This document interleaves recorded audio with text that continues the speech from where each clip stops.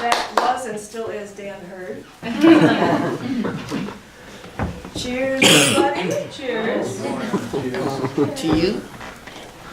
I don't think I've ever had a glass of wine before doing this role. Ooh. So I don't know what's going to happen. Just go with the flow. I've already forgotten who's going first. Sarah. I'm going first. Okay. So there is a lot of excitement in this room because people here know at least one of the readers and have been looking forward to this program for months now. So I can't tell you how many people, when I came in, stopped me and said, I can't wait for tonight. I'm looking forward to this. So you guys better do it upright. The reason that people are excited about these two, if by chance you're just in off the street and you don't know either one of them, is that these are two amazingly fabulous writers. You are so lucky to be here tonight. We are all lucky to be here tonight. These are people that I admire, women that I admire. They are characters in their own right. I sort of stalk them on Facebook once in a while, so I see things that they post which we won't talk about here. But they are deep, and their writing exposes the inner seams of a person's soul, and they reach deep for this, and they have the craft to carry it off. So if you are a writer, you're going to learn about writing from them tonight. And if you're not a writer, you may be inspired to go out and try something. But either way, you're going to leave here being really glad that you were here. We're going to, my name's Wanda Schudman, and I'm just excited. I'm the moderator of the Genesee Reading Series. And so I get to introduce these lovely people. Sarah Cedeño is going to read first.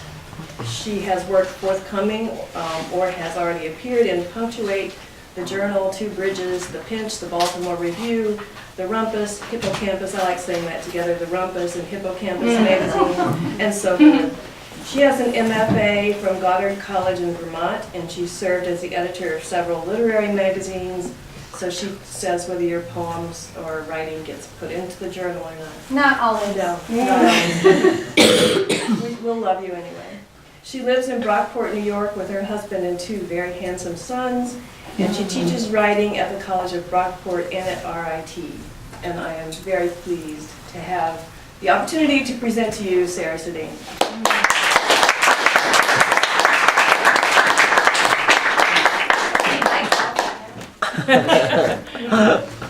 Wanda, thank you.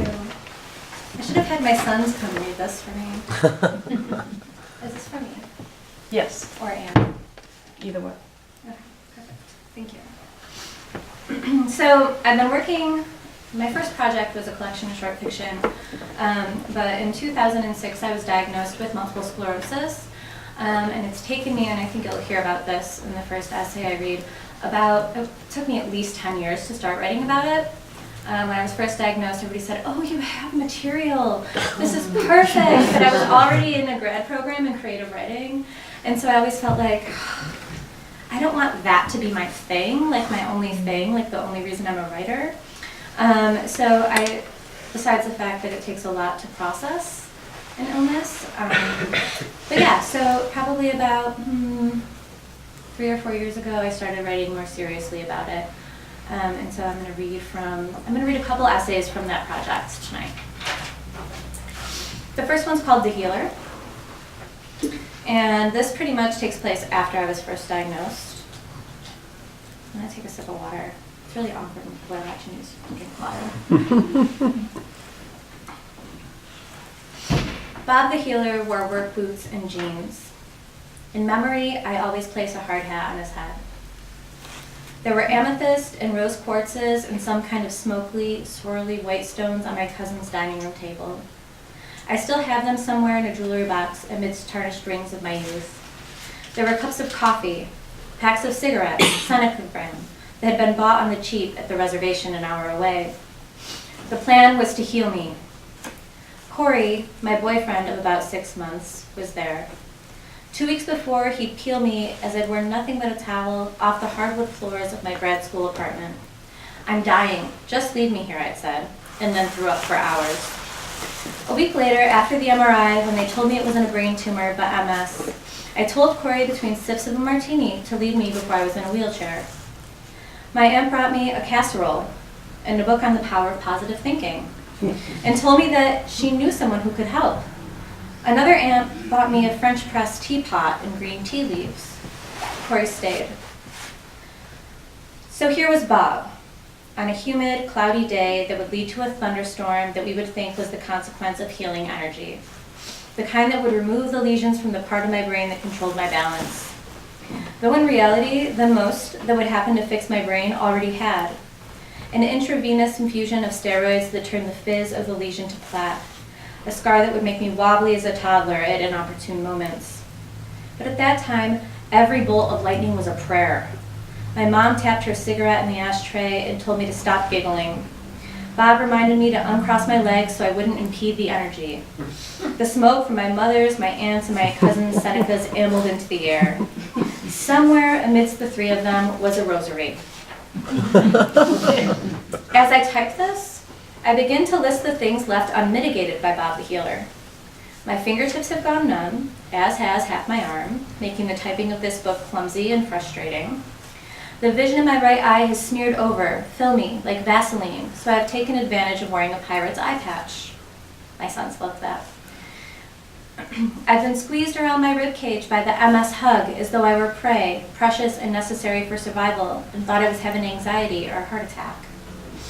My weakened immune system would sprout shingles around my midsection, keeping me from wearing a bra, making me feel like a burn victim.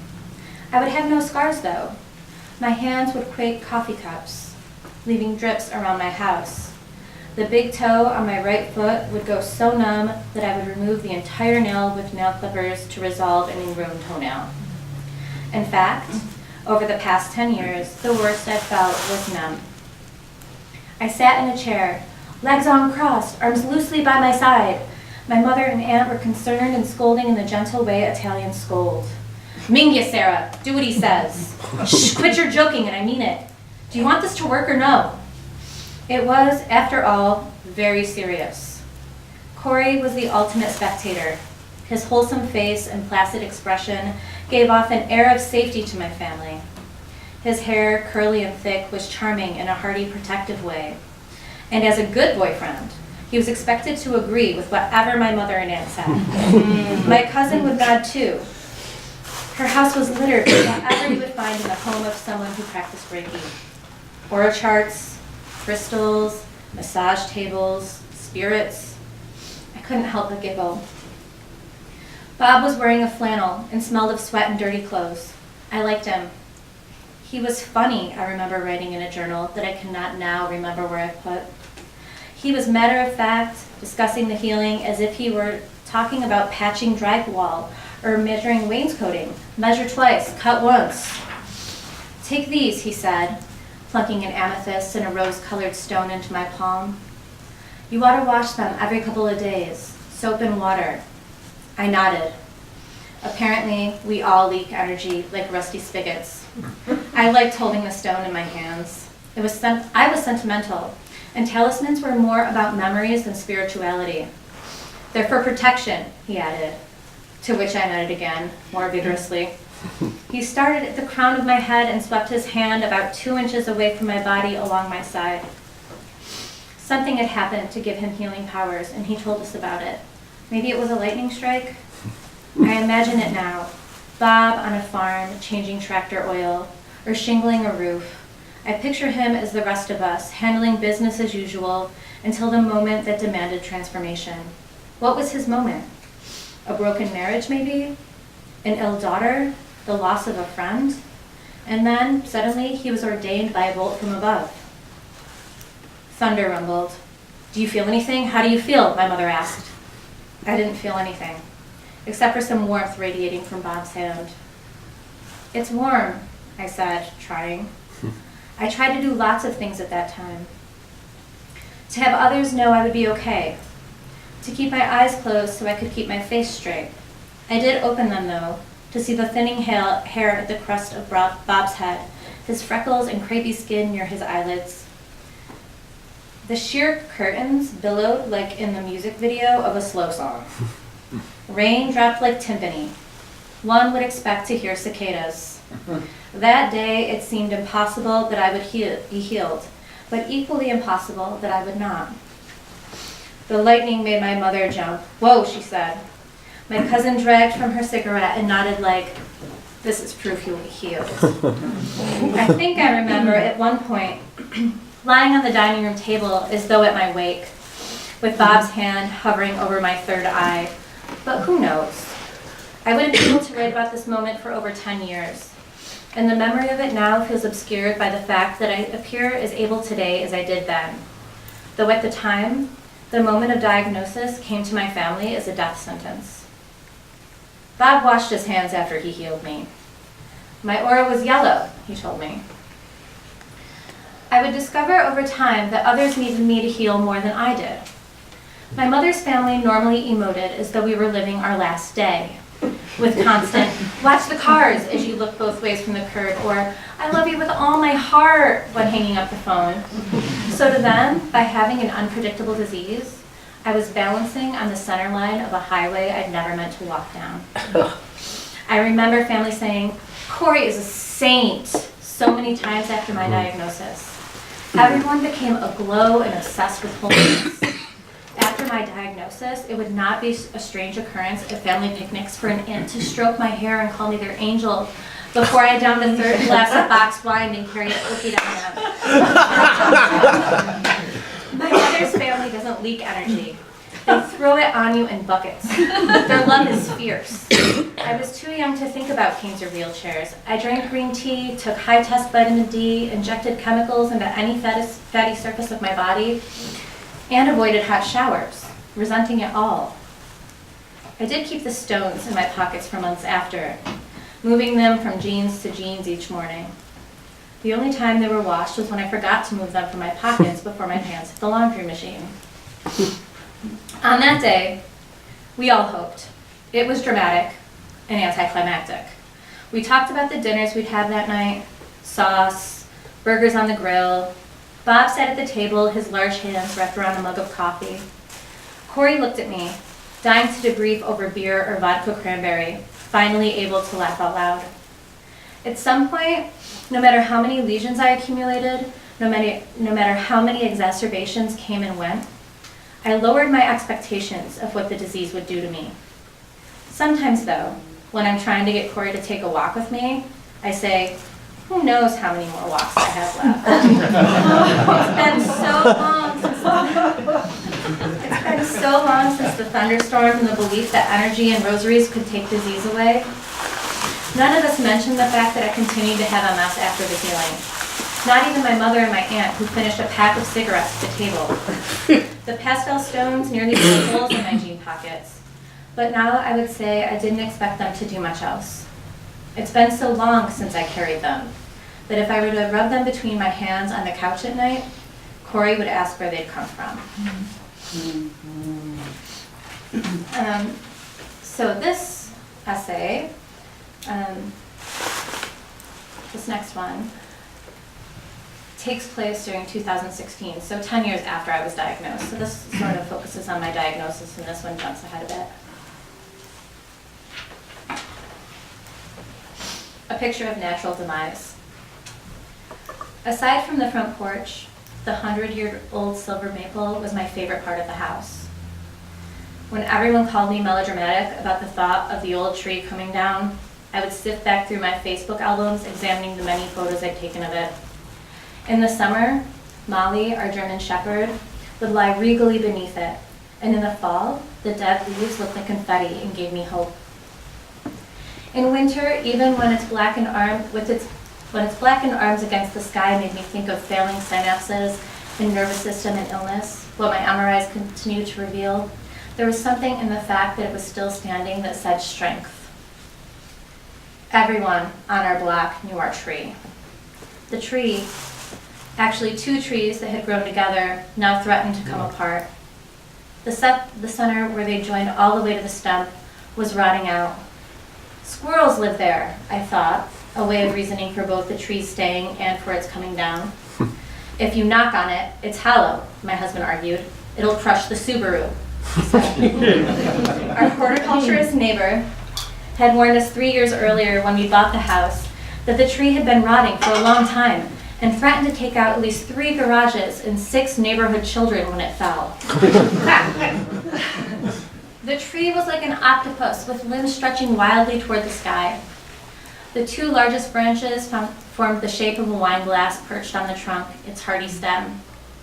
It cast enough shade for 2 backyards. It was majestic. Thinking on it now, I could have staged a protest with the 2 women who lived on either side of me. We could have chained ourselves to the trunk. And yet maybe the harder I fought, the worse it would feel when we had to unchain ourselves and watch the tree come down anyway. I recognize only now that in my quest for control and power, a new philosophy had overtaken me to try everything I'd never done before. Basically anything that my mother might have scared me away from my entire life. Climbing trees, walking alone at night, talking on the phone or showering during a thunderstorm, or chatting openly with strangers. The way life was going, with multiple sclerosis slowly numbing my hands and stealing bits of my vision, I was staring off the edge of disease at what? A cane? Blindness? Needing Corey or my sons to wheel me around? Or perhaps the anticlimactic, nothing out of the ordinary. The evening before, I photographed my boys and the neighborhood kids posed against the tree and hanging on the tire swing. Even the teenage boy humored me. After nightfall, my friend Ann and I sat beneath its branches in patio chairs with wine. After some begging, Corey perched the ladder against one of the tree's huge arms, and Ann and I climbed up for a photo I desperately wanted and sincerely believed would be beautiful. My legs squeezed the limb so tight for fear of falling that I left bruises on my thighs for weeks. Ann and I attempted to gaze seriously into the distance for a photo, as though this were a normal and natural thing we were doing, thinking about the sad sacrifice of trees. But in the photo, the flash caught our eyes, and we bore the shocked expressions of raccoons. We'd been up there for a minute at most. I'd caught sight of the lightning crack behind the tall steeple of the Presbyterian church not a block away. An early summer storm was coming. I imagined my mother hiding in her stairwell, the only place in her house without a window. I thought how perfect it would be if the tree would come down in the storm, stricken with a bolt and smoldering in our yard to surrender before defeat, a picture of natural demise. It took 2 days to bring it down. After, our yard was stark, like nuclear fallout. Our dog Molly wandered around as though she'd been dropped on Jupiter. The sun was heavy and there was no shelter. Shavings coated our lawn like the bedding of a hamster cage. That summer was so dry, every tomato on my plant split before it was ready to pick. I could feel that the oxygen the tree had supplied was gone. The neighbors shook their heads and said, "What a shame." You would expect to hear an echo out there in my backyard, a graveyard of tree trunks. The relentless sun bleached our front yard and the weather reports read drought. So Corey spent inordinate amounts of time dragging the hose around the front yard, trying to green up the lawn and save the diseased magnolia he'd reluctantly planted for me one Mother's Day. That summer, our water bill blossomed. One night, after having asked Corey to clean up the tree carcass many times, I was in the backyard amidst maple logs the diameter of prize-winning watermelons. I wanted the mess moved. My mother would have told me, "Wait for Corey to do that." But Corey always said soon. When Corey said never, it would have been better than saying soon. I would not wait. I would do it myself. The numbness on my hands had crawled up my arms and left them feeling covered in paraffin wax. It had become clear that I had no choice but to look ahead into a time that would startle me. A summer during which I would blame my endless crying on my MS drugs, and my youngest son would say to my oldest, "It's okay, John. She's just sad because of her medicine." Every song of that summer still makes my nose burn. I knew I was trying to maintain appearances, sometimes not asking for help so I could be angry when no help was offered. I knew I often skipped doses so I could drink wine without struggling with both the hangover and the side effects from the meds. The night was clear, of course, because clouds might have meant rain would quench the thirst, and quenching wasn't in the cards that summer. The crickets weren't loud yet, but the tree frogs were. I stared longingly at the shadows of the big, glorious trees in my neighbors' backyards, and beyond those at the quaint, glowing windows of the Victorian houses that allow you to believe that the feeling in every home was happy. The logs weren't just heavy. They were fucking heavy. My goal was to at least move them to the outskirts of the yard so that Molly could move about, and should the neighborhood children dare to ever traverse the landscape again, they wouldn't impale themselves on silver maple rigor mortis. The first hunks were easy, and I was able to toss them. I started small. The supremely heavy chunks, those I was told to keep as seats before the bonfire, I rolled to the edge and hefted up on their bottoms. The mediocre pieces were the hardest, big enough for me to struggle, small enough for me to insist on heaving into a pile. I hadn't thought to change out of my flip-flops. A couple logs fell from my hands onto my feet since I couldn't really tell if I was gripping adequately, and the pain would make me pick up a heavier log and throw it so hard against the others I'd grunt. I couldn't worry about the army of carpenter ants I would displace. I'd entered destruction mode, imagining my face in the dirt without having fallen. I lifted and threw until I was sobbing with wood bits and dirt all over my face. I remembered when I was young, my mother wanting her space changed, pushing couches upstairs before my father came home from work, her olive face red. I remembered the secrets I held on to for her, those that gave her power. My dad would say, "Why didn't you wait until I came home to rearrange the house?" In some ways, she'd had no choice. I remember wanting to do further damage than what had been done when the tree came down, and I wanted to do it by myself. But I'd already reached the outer limits of my destruction. Cut knees, enormous slivers, a black toe, bruises and scratches that would last for days. My mother would ask where they'd come from. There was a moment I wondered if I'd heard Corey coming to help. Maybe I wanted him to find me in a heap so I could say, "See, here's a mess." Maybe I worried what kind of mess I'd become, what he would do then, and what I would be able to do for myself. The water still hissed through the hose, and Corey was in front, trying to maintain curb appeal.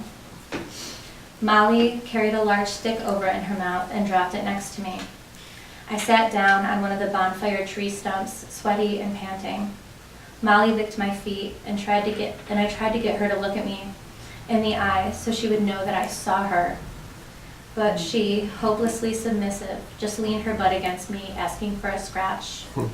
That night, we gazed at the impossible space where the tree had been, and it was like staring into the sun.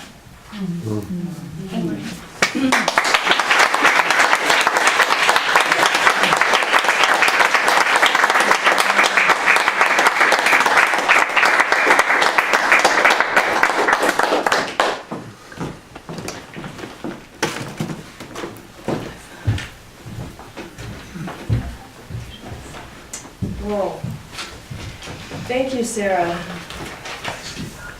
forgot to say that sense of humor that allows people to talk about really difficult things and make it bearable and make it, you feel it more. And both Sarah and Anne have that ability. That was amazing, thank you. So Anne, who I believe is the Anne mentioned in the previous word, recently published her first memoir called Dragonfly Notes on Distance and Loss. And this book has been a keeper. It was a finalist for the 2018 American Book Fest Award in Best New Nonfiction. She's also published a short story collection called Super America that won the Flannery O'Connor Award for short fiction and was named a New York Times Editor's Choice selection. Additionally, she's the author of the novel Butter, which is fabulous, and the story collection The Price of Eggs. Several of her essays have been recognized in the Best American Essays series. I love this sentence. She's currently at work on a second memoir about her late father, a barber and addict. Doesn't that just intrigue you? You want to read it right now. She's originally from Minnesota, but we forgive her for that. She's in our area now. She lives with her husband, Mark. She also has 2 fabulous children who are gorgeous and smart. In Brockport, New York, where she teaches creative writing at SUNY-Brockport. Please welcome Anne Hampton.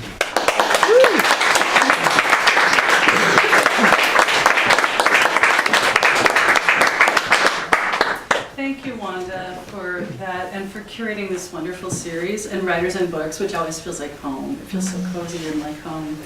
So, yeah, Sarah and I, who just read, and that was so fabulous, and one of the really cool, interesting things, who's Sarah? She was there. Oh, okay. Okay. She and I are really good friends, and we live next door to each other, and we teach at the same university, and we, in Brockport. And we constantly, probably just last week, I threw something in her back kitchen door. Can you read this? Sure. It's never more than a day or 2, really, no matter how busy we are. And she'll do the same and run it over to my kitchen door and leave it in the back door and work for each other constantly. So it's really beautiful and cool to hear you read that and have seen it and heard it and worked through it with you in so many various permutations. It's such a gift to have a writer friend like that who just so happens to be literally 25 feet across the driveway. So that's really an amazing part of my writing life. So I come from mostly a fiction writing background, and this was my first memoir. And I guess why I turned to that is things happened in my life that decided it would be so. That's the best I can say. And so I'm going to read a couple brief. Dragonfly Notes, my memoir, is in fragments. There's probably 44 little scenes, chapters, whatever you want to call them. I do consider it a memoir, but some people call them essays, which doesn't bother me at all. And all you need to know if you don't know anything about it is that my mom died after complications from a routine, what was supposed to be a same-day surgery. You go in, you go out, it's fine. It was for this bladder thing. You've probably seen all the ads on TV, bladder sling, surgery, mesh stuff. We're in a lawsuit right now about it. We'll probably never get a dime, but anyway, so that happened, and that's really what, and I was living in Vietnam right before that. And then the other thing you need to know, the title is Dragonfly Notes on Distance and Loss. And everybody, I realized, anybody who's lost someone, I'm sure I'm not alone in this, has something that appears to them or that you notice or you're open to because you become porous. For some people I've talked to, it's pennies. People will find pennies and say, that's my dad leaving me a penny. Or, you know, it can be anything. Egrets, my friend sees egrets and cardinals, and it can be anything. And it's really just the fact that you believe. And believing is really pretty much what it is about. So even for the most hardcore realist, it can break through for that. So I'm going to read, this is my reading copy of all these things. I have not read this scene before, and I'm going to warn you, it's a tough scene. I'm going to read this, and then Wanda was just talking about my dad, who passed away 3 years after my mom died and absolutely went insane and crazy and was an addict and a barber. And I'm about 100 pages in a memoir about him. So I have just a few really brief shares on that to kind of provide a portrait of that. But I'm going to read, I remember when the editors were going through this book and they said, you have to really, you're avoiding the death scene. And I'm not going to read the death scene, don't worry. But I'm going to read the prelude to the death scene. And they really pushed me on it, and I'm glad they did. And then I'm going to read a brief thing. I lived in the Philippines for 2 years. And they really do up death anniversaries. When it's the year anniversary of a death, it's the anniversary, they party, they go hang out on the gravestones, they have beer and drinks and balloons and the whole deal. And I thought, as I've experienced my losses, well, what do I do on that day? What do I do on the day my mom died? Sometimes I'll just sit there and cry, or I'll make a lemon dessert. But so anyway, I'm going to read a short piece about death anniversary and how hard it is to sort of negotiate that in a place where people don't really do that. So this is the hard scene. It's called Down in the Valley. And again, like I said, my mom, it was a routine surgery, and she just ended up, she basically ended up dying from it. And you know that in page 1 of this book. Down in the Valley. The doctors decided since my mother was no longer in need of urgent care, to move her to the oncology unit. We would understand only later this was where they brought patients to die. Still, leaving the ICU was difficult. We'd become fast friends with so many families that it hurt to leave them. Just the day prior, an Indian woman with a 3-year-old daughter had suddenly lost her husband. It was around lunchtime, the sun shining bright and clear through the plate glass windows. We'd known her husband had just turned 40 and had a history of heart problems, but was otherwise strong and vibrant. I heard her scream from down the hall, and a few minutes later she came out to tell us she'd lost him. "I've been robbed," she cried. "I've been robbed in broad daylight." Her parents tried to shield her small daughter from the outburst, but it was impossible. The girl was tiny, dressed in a fancy pink sari, with very large eyes that blinked rapidly in confusion. Later, we spoke again by her husband's bedside. She'd wanted our whole family, near strangers, to come and see her husband before they took him away. "He was such a handsome man," she said, "such a good father." She ran her fingers through her hair.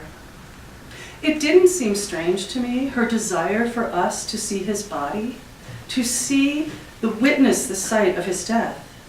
Perhaps no one would ever quite understand her loss like we all did. That exact moment, frozen in time, when the heart stops, while sunlight continues to pour through the windows, nurses continue to joke down the hall, air conditioning continues to flow through the vents. Then there were those who did make it. One woman with 2 teenage sons had come in after her husband had had a massive heart attack while mowing the lawn. We'd been spending a lot of time with her in the waiting room, exchanging stories of what had happened and why we were there. It was the funniest thing, she said. She was tan and wore gold jewelry and white jeans. The paramedics arrived almost immediately and submerged his entire body in ice. It completely froze him. I guess it's some new procedure that only Abbott Northwest is doing, the first in the whole country to try this. Her 2 teenage boys sat flipping through wrinkled People magazines, but I could tell by their darting eyes that they were soaking in every word. The woman went on to explain that the procedure itself increased the chances of a patient's survival, and also a patient's ability to avoid brain damage by as much as 50%. Soon she reported that he was sitting up, then talking, then eating. He was almost fully recovered, even though his heart had stopped beating for over 3 minutes. One day she came in smiling with a box of donuts for us. "We're actually going home today," she said.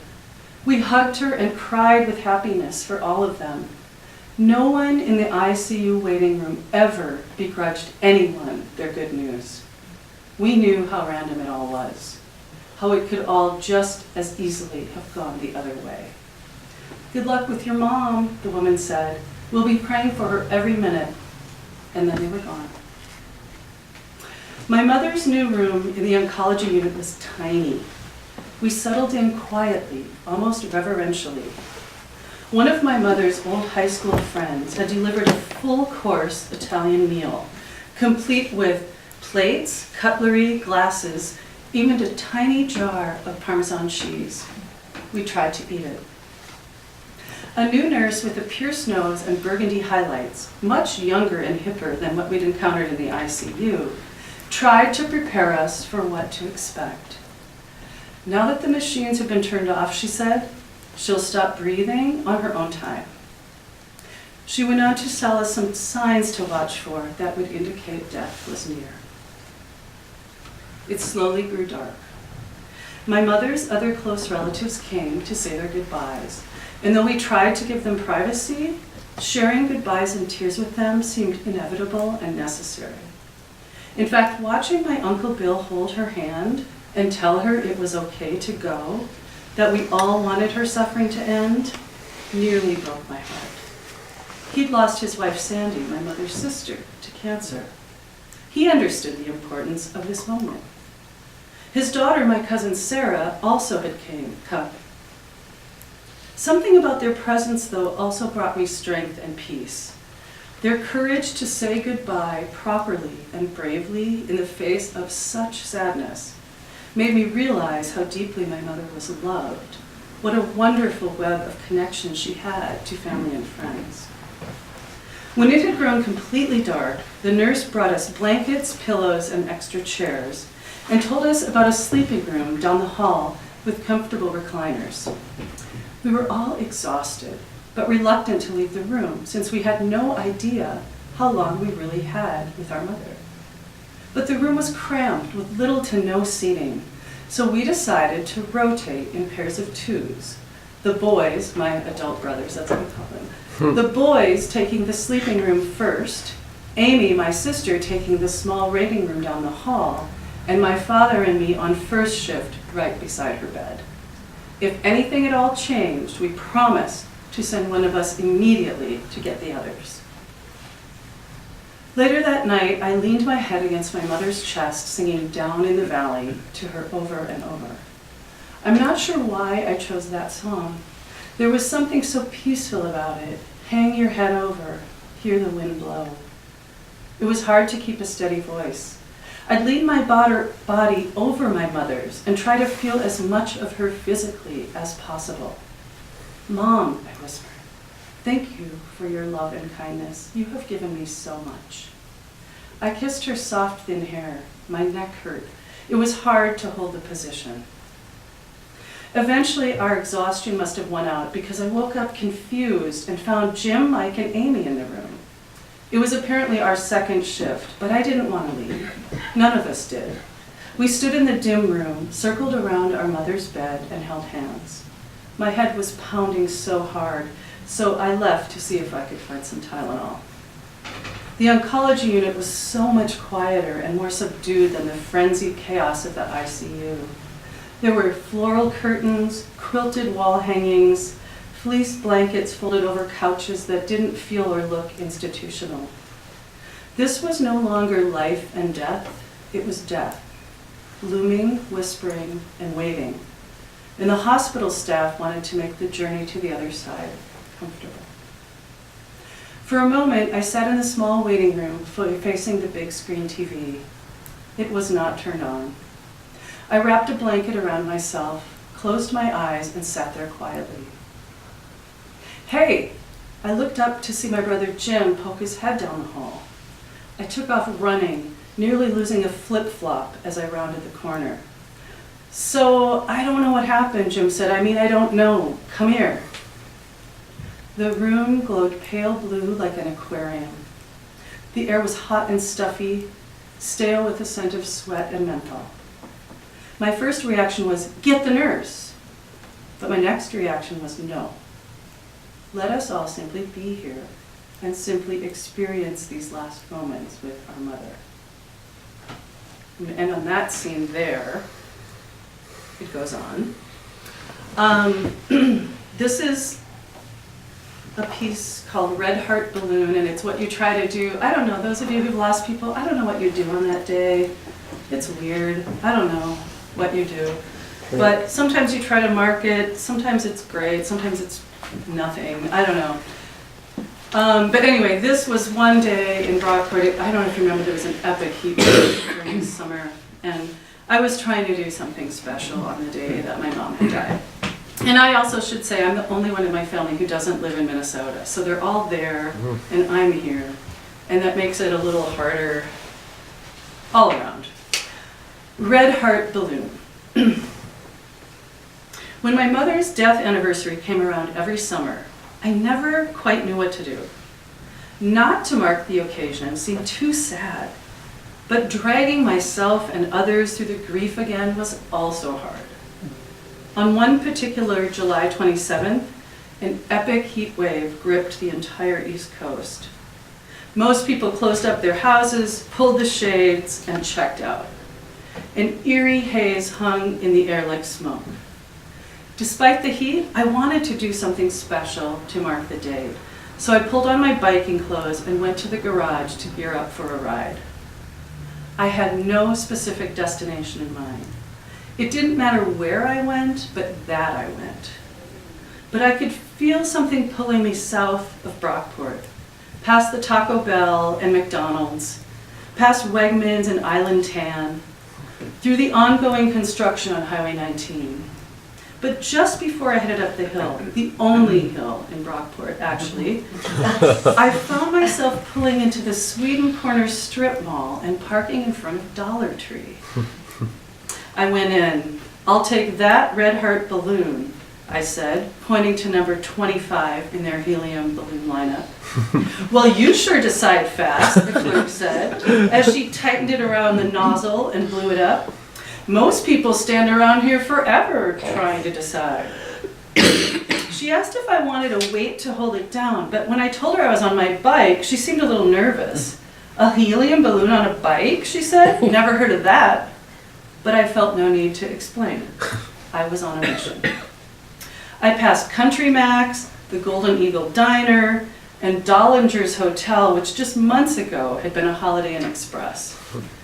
At the peak of the hill, I saw the little cow statue that marked the Sweden Farmers Museum, before finally coming upon the huge, sprawling Lakeview Cemetery.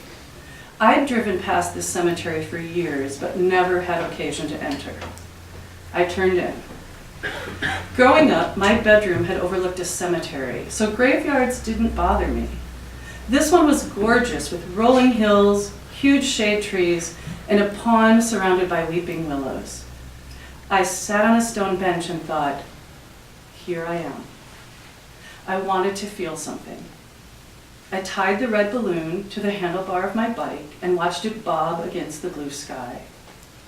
I wondered if my siblings were doing anything to mark the day, but then I realized they were all at work. I was the only one with summers off. But I also seemed to be the one who wanted to talk about our mother's death the most. My siblings didn't exactly resist the subject when I mentioned it, but they also did not want to dwell on it like I did. It made sense. Why would you want to focus on something that brought up so much heartache and pain? One night at my sister Amy's, we'd been watching TV with our brothers when I brought it up. As if on cue, Jim wandered out for a cigarette. Mike disappeared out to his truck to go grab something. Amy turned up the volume on the TV when Maisie and Zoe started barking. Amy has said she doesn't want to feel sad all the time. I like to remember all the good times and how lucky I was to have such a good mother for as long as I got her. Why keep going all over the negative stuff all the time? Yeah, I got that. I understood exactly where she was coming from. Still, I found myself unable to stop. Why? Was it because I lived so far away and always had? Was it because I regretted how much time I'd spent away from my mother? Was it guilt? Or was it because, as my siblings sometimes claimed, I was a drama queen and felt the need to make a huge big deal out of everything? Once, my brother Mike had called me out on it. God, Anne, he'd said, everything has to be such a big deal for you. Oh, this is the best barbecue chicken I've ever had. Or this is the most humid day ever. Isn't anything just like normal for you or whatever? Maybe, or maybe not. I got my cell phone out and took a picture of the red balloon bobbing in the air, making sure to capture the background of the cemetery. I texted the photo to Amy, Mike, and Jim, along with the message, thinking of Mom. I waited.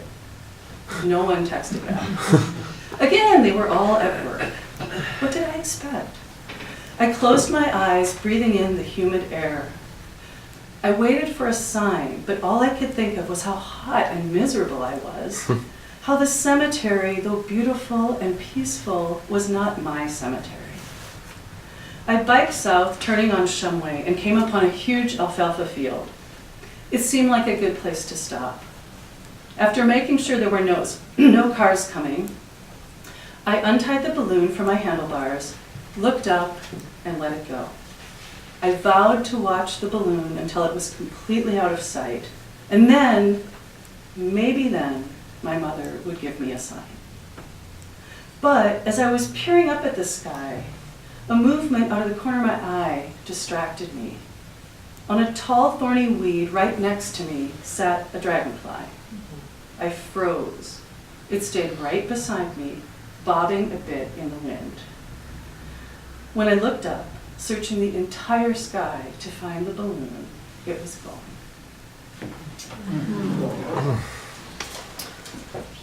Okay. So, it took me 8 years to write this book, by the way. A lot happened during then. I was a mother of young children. I was teaching full-time. It was a lot. And then, as I said, my dad, after my mom died, my dad went certifiably psychotic. He had a psychotic break. He's an addict. He was medicated. It was really a mess. And it took me a long time. I mean, obviously, that book took me 8 years to write. I'm just now about 100 pages into this memoir about my dad. It's called Bootleg Barbershop. Because even though he eventually stopped doing barbering, because who's a barber anymore? It's not a very popular occupation. I do always keep an eye out. I inherited his barber pole. It spins in my little front porch. And I inherited his barber chair, which is pretty cool. It's in my living room. It took me a while to figure out what the heck went on with his death, after I was, and then while I was working on my dad's memoir, my brother died, Jim, whom you just heard about. So it's been a lot of stacked up stuff, but writing is what helps me figure it out. And so what my dad, as any of you know, any addicts, they're very charming, very funny, very wonderful, and very difficult if you happen to be in their personal lives with them. My dad was all of that. He was hilarious with others, very withdrawn in his own family, wonderful person, terrible husband, all of it, right? And he quit drinking, and then he became a prescription pill addict for the rest of his life, which eventually led to his death. So I'm just going to read like I said, I have 100 pages. It's not a finished book, so I don't want to act like it's ready, but I just picked a few little sections that I hope would provide some kind of portrait of the kind of person he was and kind of what it was like growing up with him, because he really was quite a character, as they say. So this is from Bootleg Barbershop, a daughter's memoir. My father claimed he'd invented Bermuda shorts, or at least that he'd been the one to bring the trend to the small town of Arlington, Minnesota. I don't know. It doesn't matter so much if it's true or not, but that he insisted it was true. There was an odd hubris to my father, which I now consider strange, given how disenfranchised and powerless he often was. Still, there was a narcissism about him bred by his addiction. A cocky, don't fuck with me or I'll go get wasted challenge that may have given him the only kind of power he could summon. To his dying day, my father was tall, muscular, and strangely handsome, the full head of dark hair, great bone structure, and a deep, booming voice. Along with those Bermuda shorts, I can see him in the old plaid western shirts he favored and always wore wide open with the sleeves ripped off. Cheap drugstore flip-up shades were his trademark, and he liked to walk around our front yard, throwing a ragged tennis ball to the dog Lobar, drinking a Coke and sticking a pinch of Copenhagen into his mouth. Because we lived on a corner lot of Main Street, there was almost always traffic, or as much as a town of 1,000 people can drum up. He was seen, and knowing he was seen prompted performance in him, however subtle. Once, when I was sunbathing in the side yard, I noticed him doing his usual meandering strut around the front yard. But then I noticed how, when a nice car drove by, owned by some old farmers we knew, he put his hands on his hips, nodded, and surveyed his property like a land baron.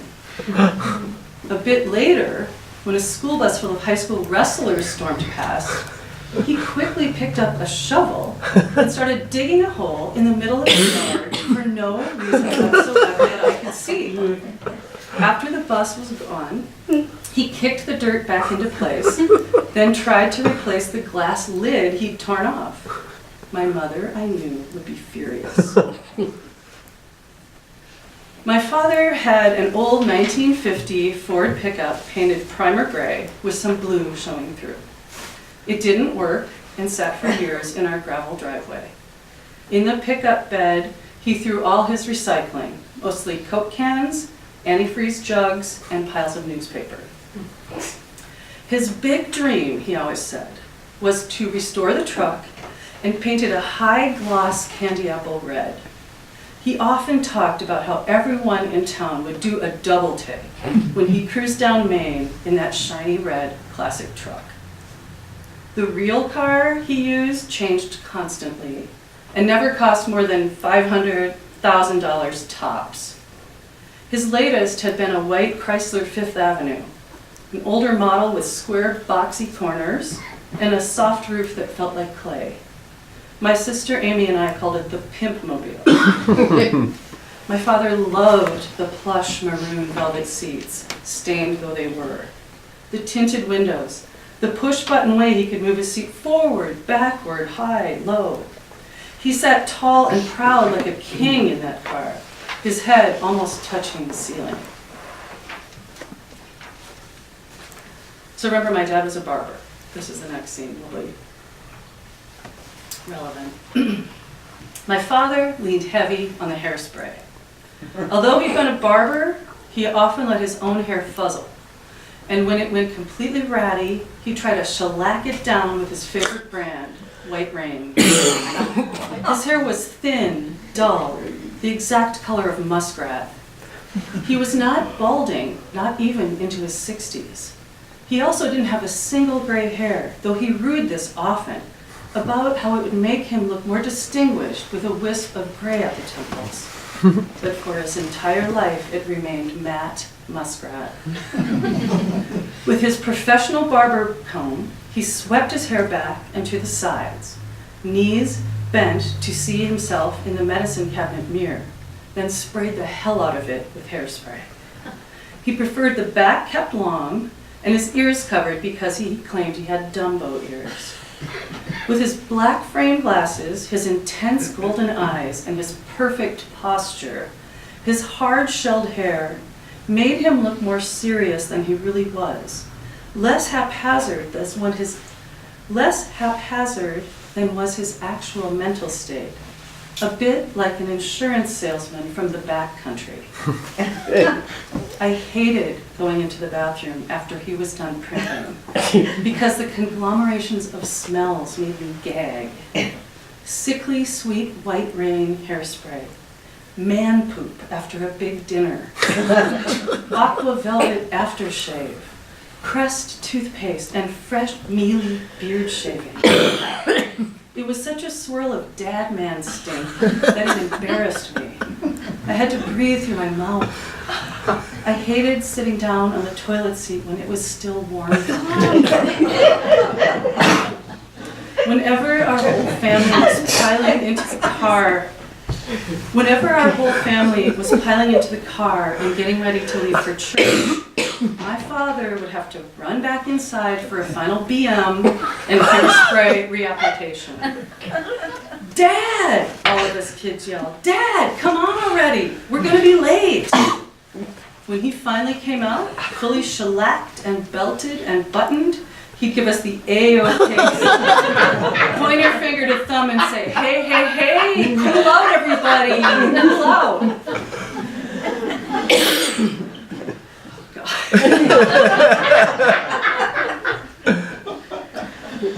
Okay, last section. This is a list. Things my father wore to make him look A, like a badass, B, like a country western singer, C, funny, or D, all of the above. These items were handily mix and match and would appear in numerous combinations depending on mood, season, and drunkenness level. 1. A faded too small jean jacket with the sleeves ripped off. 2. An old brown paisley bucket hat covered with fishing lures. 3. Tight white tank tops with deep armpit holes. 4. Thrift store cowboy boots, gray snakeskin. 5. Green Maybelline mascara on his beard and mustache every St. Patrick's Day. 6. black polo shirt and tan Hager pants for church. 7, burgundy velour robe over plaid pajamas, indoor, outdoor. Flip-up sunglasses, trademark. 9, baseball cap backwards, any variety. Notables, Disney's Tigger, San Jose Sharks, John Deere. 10, Wranglers belted with pocket tee and white tennies, AA attire. 11, blonde highlights on occasion, later years. You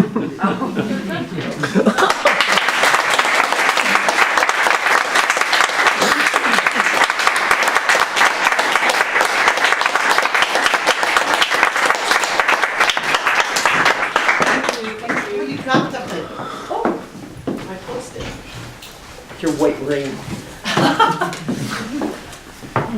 I cannot say anything about that other than that was fabulous. The pain, the love, the grief. Thank you for sharing. She has Dragonfly Notes there and at least one copy of Butter, and I can't tell what the other one is. Super American. Grab one before they're gone. Sarah, did you say anything? No. Okay. Okay, so that's not for sale. I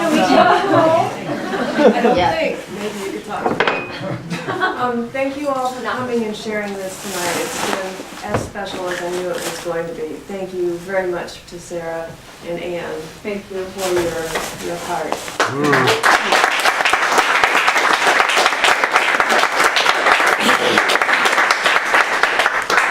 I'm going to try to pull myself together here. Next month we have Leah Zazulier and Kyle Simmel.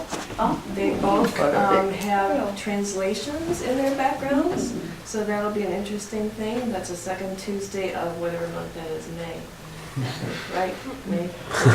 So come back for that and hang out, talk to Anne and Sarah a little bit and network or just read. And thank you to Chris for the setup. Oh,